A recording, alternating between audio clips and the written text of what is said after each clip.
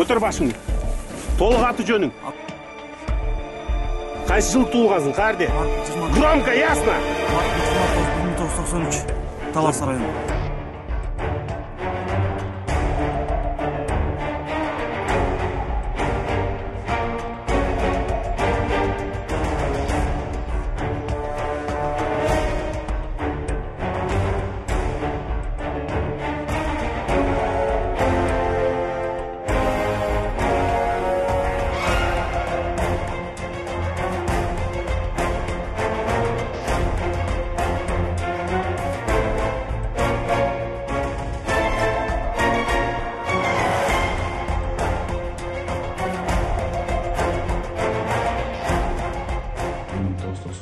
Мартын 29-ы төрөлгөм, жарык дүниелүү Ташар районунун Талас областынын Ташар районунда төрөлгөм.